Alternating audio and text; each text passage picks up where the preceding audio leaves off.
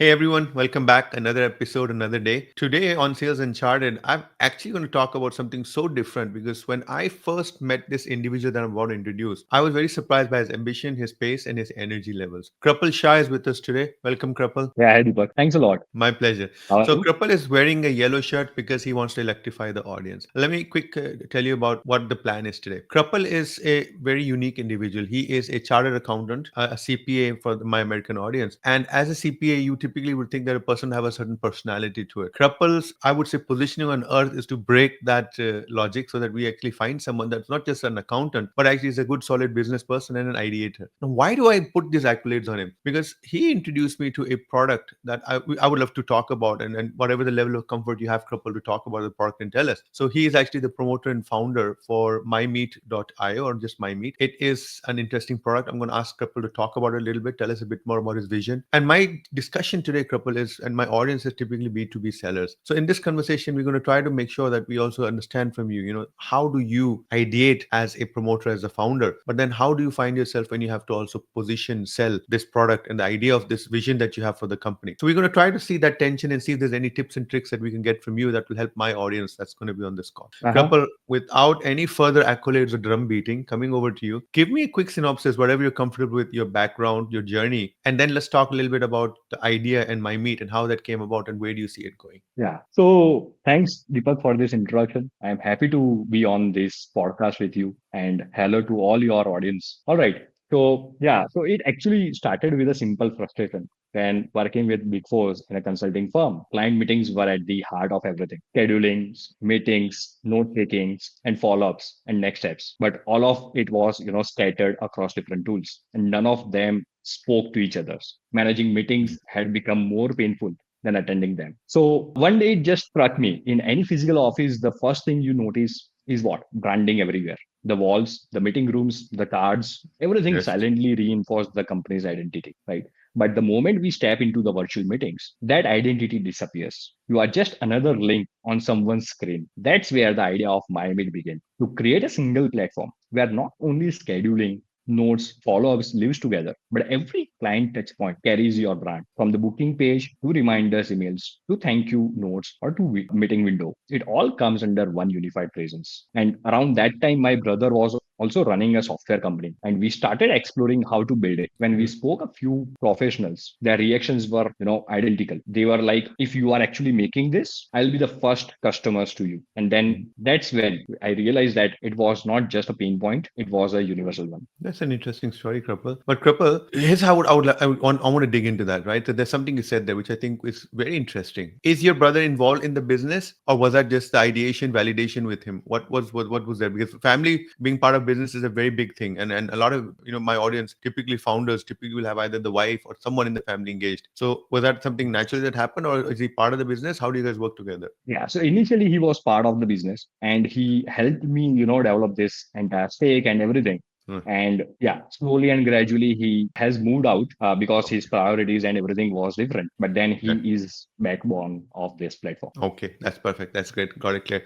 So many in the audience may have heard of MyMeet for the first time, right? Now, you've tried to explain and given a perspective what it does, but I just wanted to let's see if we can get a bit specific here. The branding angle, I understand, right? Because it's very critical. We lose control of this brand. Mhm. And what is really interesting is that couple, I was in the corporate world for 30 years, right? Brands matter. I would call a customer, I would say, hi, this is Deepak from HP or whatever. And Right. what was supposed to be a cold call suddenly becomes a warm call, right? Right. So because now they know the recall. So it's you're right. And in fact, I remember, in the early 90s and stuff, as in when those telephonic bridges and started and everything. At one Mhm. point on the Yes. planet, the most listened to music was actually that waiting sound that they used to have on the bridges. The music used to play while everyone waited for the host to open the Right. line. That was how I would say cultures changed. And then of course COVID came and changed the entire context of understanding how meetings and the power of how do we connect and how do we then look at the notes and stuff. So when you were imagining this, what exactly were the first preliminary steps? Did you do any market research or did you just jump in and say, this is just it? I spoke with a few people. I'm very comfortable. I am going to go put in my hard earned money into this. What was that thought process like? Were there like any fear, any doubt in your mind about this entire setup? So see, it was for the first time that I was jumping into the entrepreneur journey, right? And yeah, so market research was already there, right? There were the identical platforms who are, doing the simple things. So if you Uh-huh. look at how most professionals handles meetings today, right? So it's a mix of five different tools. One for scheduling, another for video calls, the third one Mhm. is for AI notes, and something else for follow-ups, and of course emails to tie it all together. The problem is, nothing talks to each other. Every meeting leaves a trail of scattered informations. So that's what MyMeet.io fixes. So it's a one place where everything around your meeting finally connects. So it goes like this, you are just required to share your branded availability. Clients book instantly. The meeting runs throughout this platform, and Mhm. note follow-ups, AI insights, everything generated from these platforms quietly shows you where you actually, how the entire week actually went. So it behaves like a personal assistant. Every week it says, here's what, or here's where your time went, here's what you missed, and who needs your attention, right? So that is what the actual weekly insights that we send to each of the users Yeah. every Monday morning, right? And one of our consulting firms users told us that they discovered they were spending 9 hours on a small lead while their biggest client just got half an hour. That single insight changed the entire It would. rhythm. It would. And you know what's really interesting in Kapil when you were talking? At the end of the day, many of us think, and there's this one research paper that I read that made me fall over laughing. They asked people who are dieting, how many calories do you think you're eating on the diet and before the diet? And people gave numbers which were shockingly wrong. When they were on a Uh-huh, diet, they were literally talking about, I'm only eating 1500 calories per day. But then someone uh-huh, checked and says, we're actually eating 2000, which is maybe still too high to lose weight. But when they were saying that they were not dieting, they were always under. And when we ask people to start inspecting what they're doing and writing down, that's when they suddenly realize, ki, oh, while walking through the kitchen, I picked up a cookie and I ate it, 140 uh, calories. When you did now, when you write it down, you realize you walked through the kitchen 5 times and you picked up 5 cookies. exactly. There you go. Congratulations. 500 calories. That's roughly one meal that you ate and you didn't even know you ate a meal. So when I read Right. research, I realized, but isn't that true for everything in life? People respect what you inspect. Data will always set you free. If you want to do weight loss, people Yes. tell me, I know I would have lost weight, Deepak, if I feel confident. I'm like, I get that. But how do you measure confidence? Now, if you can convince me you can measure confidence, then if you cannot, then rather go and stand on a scale and tell me I'm down 1 kilo, 2 pounds, so on, so on. Then I understand what's going on, right? Again, that's another Uh-huh. metric. Yeah. But Kripal, I'm going to rewind here a bit because there's something I want to make sure my listeners get. The world today is full of tools, technology, and techniques, right? Something you said which Right. made me realize that you are proud of one reality, which is I have the capacity and capability of giving you a streamlined product. In my Mhm. mind, I just saw some things that I want to check with you. If you could be Yeah. so kind enough to tell me what are the multiple products potentially people are recognizing today that you have eliminated with one unified package. If you could throw some names out, that would be very helpful for Yeah. people Yeah. because right now people are hearing this and saying, sounds good, but let's bring it home to them that this literally means you're Right. getting A, B, C, D, and you now get this unified E. What say you, Mr. Customer? All right. So in a simple terms, I put this, this way. So don't use Calendly for scheduling, Zoom for video meetings, and Fireflies for AI note taking, right? Okay. It is the Okay. MyMate which takes care of everything. Also, it is the data centralization that makes the magic, right? Hmm. We have all the data in one platform. So the kind of report that we generate, the kind of insights that we generate, that is not possible elsewhere. And the branding factor is always there. Krupal, I am going to shift back to your entrepreneur spirit, right? And check on Mhm. that a Yeah. bit. But I want to just kind of dig into what you just said there. When we talk about data, today, data is engine for all AI ideation today, right? Right. I might be jumping the gun because I would want to get your perspective on AI. But since you just opened the fact that you're very focused on data and your data and data central, what is happening in your mind when you think about AI and the pathways that it opens up to your product? And feel whatever you feel comfortable with sharing with the audience in terms of how AI is going to structure your thought process in terms of where you like to take the product going forward. Can you share something that's happening in your mind and how you see AI impacting your business and your growth? Yeah, yeah. So see, AI is already inbuilt in our platform, right? We generate the meeting summaries via AI and the various other insights through AI. See, AI will take over a lot of repetitive work, the scheduling, notes, preparations, and every other operational things. But what Yeah. I want to touch base here is the meeting itself, the human part. It will always need you the human, right? And that's where the trust is built and the decisions are made. So I see meetings are becoming fewer but sharper. So and MyMeet's role is to be invisible layer that keeps you prepared, keeps context intact, and keeps your branded consistent, whether Yeah. it's one on one or a team of 50 using the same system. So in next few years, I see becoming the conversations cloud for the professionals, the place where every meeting, every insights, and every relationship lives under one brand identity. I really like this conversational cloud because you get this entity that you can feel it, but you don't know what to touch with it. Because, and I think that's the power of AI, isn't it? We can be all pervasive. I Yes. do appreciate one thing that you did there. You immediately, the way I was asking the question, it was that AI at the forefront, and you immediately and swiftly reminded everyone AI is there, it will remain there. But ultimately, Yes. now sellers on the call listening in, I think there's a very big message in what you said there. Selling is a function that people keep standing up and saying, AI will wipe you guys out, AI will reduce you at 30%, AI will do this, AI will do that. And I really think that people need to appreciate the context you gave was that you, and you specifically pointed at the camera. And that I would say to the B2B sellers on the call is exactly what positions them for greatness. Use AI to put that wind beneath your wings, get this augmented intelligence, and now attack your customer knowing that you have products like MyMeet and intelligence to support your discussions with the customer, which means that your discussions are more granular, more strategic, and more based on trust. And we'll talk about trust a bit more because you just said that word. It's all about trust. So the B2B sellers Yes. out there, I think we're already getting a taste of how Kripal's mind works, and he came up with trust. And I know that trust is a very big thing in the sales world, right, Kripal?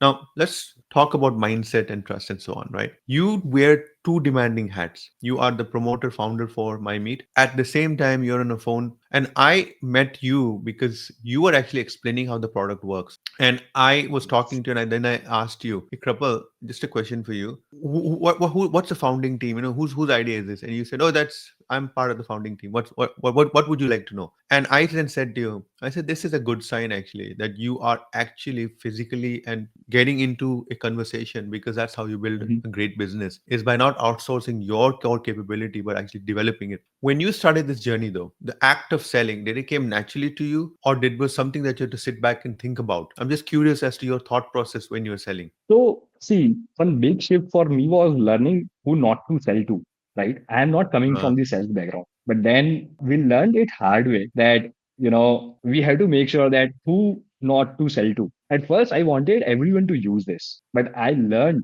that if the mindset is not right, it does not matter how good the product is. Take this example of a water bottle. In a city, the water bottle, it's just a bottle, but in desert, it's priceless, right? yeah, So yeah. we focus on the professionals who value the processes, structure, client experience, and people who understand that meetings are not just calls, they are brand moments. And once that click, sales stopped feeling like, persuasion. It becomes the conversations between the equals who already understand the value, right? Yeah. Kripal, got to dig in there because you just kind of spilled quite a lot of information, right? Let's just break it down quickly because this hyper excites me, to be honest with you, because this is language that B2B sellers speak. Now, you are making something very clear, and I really like this. You have a lot of energy. Yes, you may think you have a lot of time, but if you're chasing prospects who are the wrong ones or are not going to buy from you, then you're simply just diffusing your energy and just wasting your time. Now, in your case, that's very smart. So you said upfront, okay, I focused on figuring out who not to sell to and then not waste time with them. Let's call it mass qualification out, right? Now that you Yes. have the Okay. focus, now let's talk about the mindset. Now you're on a call and you know that this is the right ideal customer profile that you need to talk to. You see energy on the other side. What have you learned? Would you like to share in terms of how to get your message across, how to develop trust? What are the basic things that you have seen yourself learn and change and position? What has worked for you? I'm not suggesting that what worked for you will work for others. All I'm saying is just a matter of just sharing notes to see how your mind works and what you've learned for when it comes to selling. So a few things here, right? So one thing I wish someone had told me early on is that, users will always ask for more, but not everything they ask for is worth building. So we learned that hard way. In the early days, we added the features simply because people requested them and later realized that they are, barely got used. So now we move slower and smarter, validating the ideas through, user polls, feedback loops, and small pilots before anything goes into the roadmap. And that discipline is why current users trust that every new update adds the value and not just clutter, right? It is not the, Yeah. the mixture of everything, right? And Other thing, right? Initially, we used to spoke about the features, what it does, how smart it is, how fast it runs. Then a few senior consultants who already use MyMate, they said something that really stuck. You are not selling the features, they said. You are selling how it makes us feel.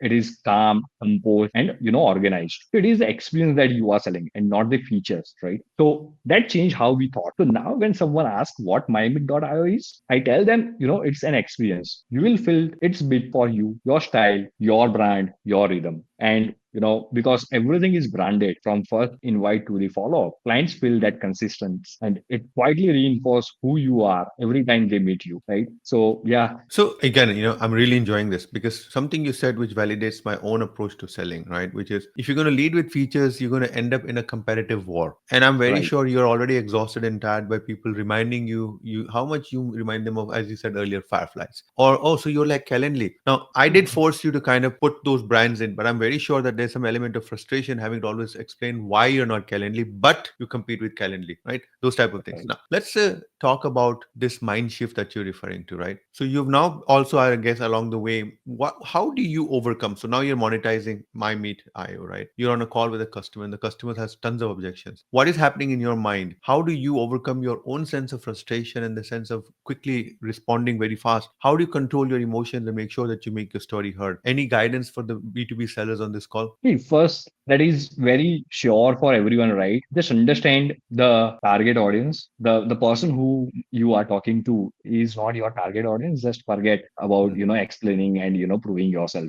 Yep. Just complete that formality. I would say that the formality, just complete that formality and just move on, right? If that person will value who you are building, they will, any which ways, they are going to value it, right? And Yeah. then your efforts will be optimized for a better. So I think your strategy is pretty simple then, if I understand you and help me understand this. It's not about Deepak the fact that I am looking forward to objections. I have worked very hard to make sure that the person coming on the call is going to be in a state of mind that he actually can relate to my conversation with him. But couple, let's still put you on the spot. So you're on a call where you've got the right ICP. This is someone you know is either using competing products and you want to have him replace it. What happens in your mind though from a control point of view? And this is very important because a lot of salespeople seem to be in the moment, but there's tremendous turmoil going on in their mind because they sometimes mind races. They hear a negative comment, and the first thing is, "Oh, this deal is over," and stuff like that. Yeah. You are human also, right? But what effort are you putting in at a very inner level that allows you to keep going forward, even though you sense the call is going in the wrong direction, or in how to recover this call to bring it back in the right direction? There are two things, right? One is the genuine questions that the person is, raising on the call, or just proving us wrong that you are not Mm, doing it right way, right? good point. So, and that is where I become the neutral, right? So I don't consider myself as a promoter while on the call with the customers. So I am just, someone from the sales team or someone from the founding team. Yeah, I am here to that's explain the product, right? And why it was built, right? The purpose of it. And now if it is not matching or it is not suitable for your own workflow, that's okay. yeah. I respect that thing, right? But if Mm, you are following the same thing that standard professionals are following, then yeah, this should also fit in, right? And I mm. remember, Deepak, our first call that we have had earlier a few months back, and the same exact same conversation was going on, and then you were genuinely asking the questions, and then you got that point, and then you were talking about something that was already on our roadmap, and that is where I got that, okay, you have got it, the purpose and the why behind building this platform. You know what, Kripal, let's dig into that because you actually said something extremely powerful. One of the things that I keep telling B2B sellers and what I've seen in my own career is when a customer is sounding as if he's not sure or is sure, whatever. But I've noticed that when a conversation starts talking about what the future may look like or what are you going to do in the future, it means that he seems to be genuinely comfortable with what the product looks like. Now he wants to know that if I go with this product, am I going to be safe? Am I going to be in good hands? And I always tell people and encourage them, try to set the future in such a way that the person realizes that this, if I do this, this is how I will gain. And if I Right. gain this, they're also telling me there's more gain coming because I have better ideas for you. We're going to put this into place also. And I think it's a very good point about objections also, right? And because I know myself, I most likely would have come to you, Kripal, and thrown so many stuff, so many things at you that you would have found it very difficult to kind of understand where is he going. And I think it requires a very smart tactic of selling to start start parking my problems and also telling me what is potentially going to get resolved and how. And when I saw those connects, I then realized that, you know what, this is fine. This investment of,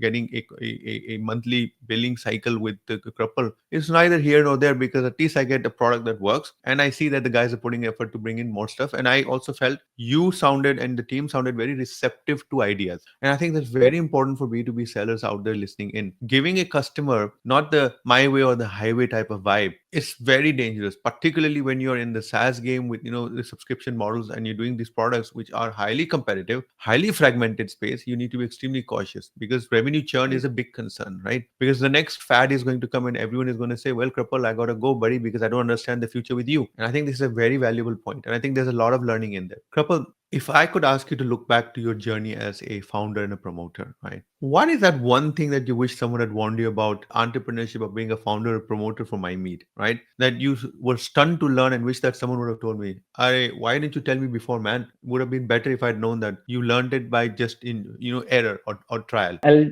tell you two things, right? Not one thing. Buy one, get So one free. buy Absolutely, one, get one absolutely do free, it. right? Get So it. what happens in this positioning system and in this marketing efforts, you sometimes lost why you have started. So the first thing is whenever you feel lost in decisions, go back to why you started. The original why always brings the clarity, right? That is the first thing. And second thing is don't just build. You show, you test, and then learn. Create a small prototype, share it with the potential users, ask what they think. If they would still miss it tomorrow, you are building something real.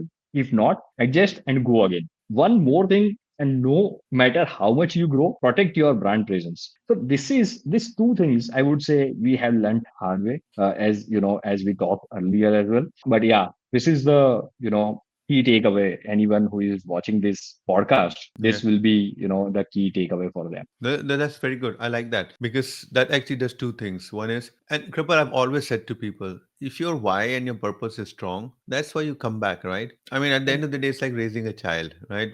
We all want legacy. We want to play with something and grow with something, right?